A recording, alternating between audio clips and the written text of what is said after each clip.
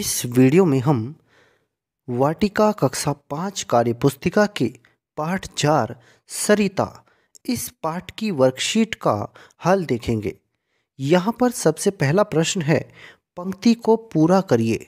यहाँ पर ये कविता है, इसमें कुछ खाली जगह छोड़ दी गई हैं, तो इन्हें आपको भरना है। यह लघु सरिता का बहता जल कितना शीतल कितना निर्मल, हिमगिरी के हिम से निकल निकल यह विमल दूध सा हिम का जल, कर कर निनाद कल कल छल छल तन का चंचल मन का विह्वल, यह लघु सरिता का बहता जल। तो ये आपको पूरा करना था। आप यहाँ से देख करके अपनी कार्यपुस्तिका में भर सकते हैं। इस कविता का लयबद्ध गायन हमने किया है, आप उसे भी देख सकते हैं। वीडियो का लिंक डिस्क्रिप्शन बॉक्स में दिया गया है। अब देखते हैं यहाँ पर हम अपने दूसरे प्रश्न को। दूसरा प्रश्न है हमारा, नीचे दिए गए शब्दों के अर्थ सरल भाषा में लिखिए। यहाँ पर आपको इनके अर्थ लिखने हैं। तो देखिए, जैसे यहाँ पर इन्होंने दिया है विह्वल। विह्वल मतलब व्याकुल, शीतल मतलब ठंडा, निर्मल मतलब साफ स्वच्छ, सरिता का मतलब है नदी, रजनी मतलब रात, वसुधा का मतलब है धरती, अंजलि अंजलि मतलब दोनों हाथों को मिलाने से बना गड्ढा। जब हम दोनों हाथों को आपस में मिलाते हैं तो बीच में एक गड्ढे नुमा संरचना बन जाती है, उसे हम अंजलि कहते हैं। करुणा मतलब दया, करुणा का मतलब है दया। अब हम देखते हैं आगे अपने तीसरे प्रश्न को। तीसरा प्रश्न है हमारा, नीचे लिखी पंक्तियों का भाव स्पष्ट कीजिए। यहाँ पर हमें इन पंक्तियों का भाव स्पष्ट करना है। पहला है, पी पी कर अंजलि भर मृदु जल।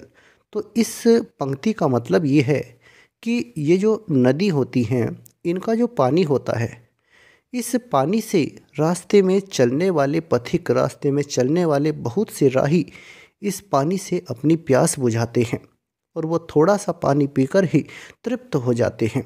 तो इस पंक्ति का भाव कुछ इसी तरह से है, इस थोड़े से मृदु जल को पीकर पथिक अपनी प्यास बुझाता है, ये इसका मतलब है। आगे देखते हैं, कितना कोमल कितना वत्सल रे जननी का वह अंतस्थल। इसका मतलब है भारत माता का हृदय बहुत कोमल और पुत्रवत स्नेह करने वाला है। भारत माता का हृदय बहुत कोमल और पुत्रवत स्नेह करने वाला है। गंगा यमुना सरयू निर्मल यह लघु सरिता का बहता जल। गंगा यमुना सरयू का यह स्वच्छ जल युगों युगों से बहता आ रहा है। तो ये इसका भाव है। आगे देखते हैं हम अपने चौथे प्रश्न को। इसमें हमें क्या करना है, दो दो पर्यायवाची शब्द लिखने हैं। तो हमें यहाँ पर इनके दो दो पर्यायवाची शब्द लिखने हैं। जैसे इन्होंने जल के पर्यायवाची दिए हैं, जैसे जल का नीर है, पानी है, इसी तरह से पर्वत, इसका है पहाड़, शिखर। जल, जल का यहाँ पर पानी है, नीर है। ऐसे ही वसुधा, इसके हैं धरती, भूमि, ये दो इसके पर्यायवाची हैं।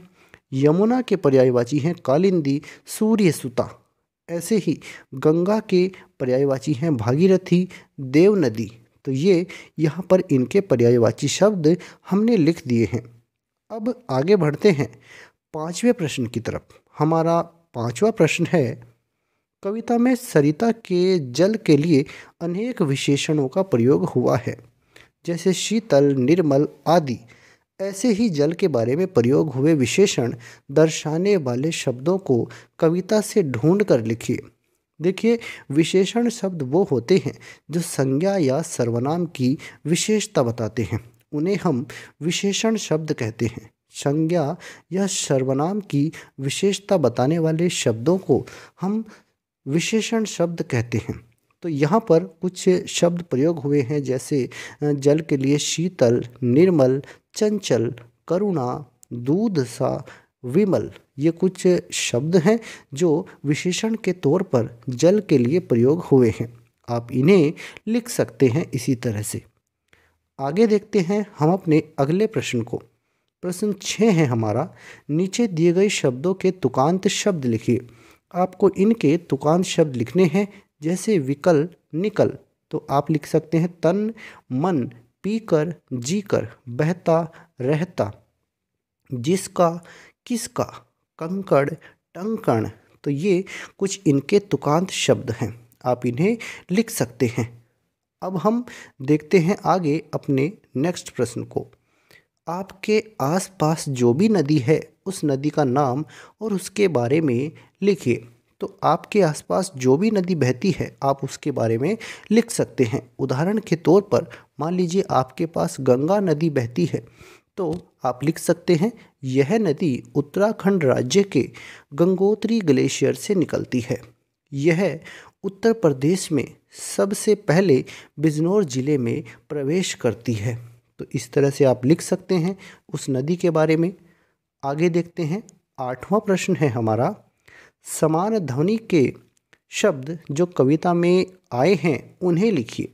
जैसे कंकड़ कंकड़ पिघल पिघल, तो यहाँ पर आप भी लिख सकते हैं कविता से देख करके, निकल निकल कल कल छल छल उतर उतर गिर गिर युग युग पी पी कर कर।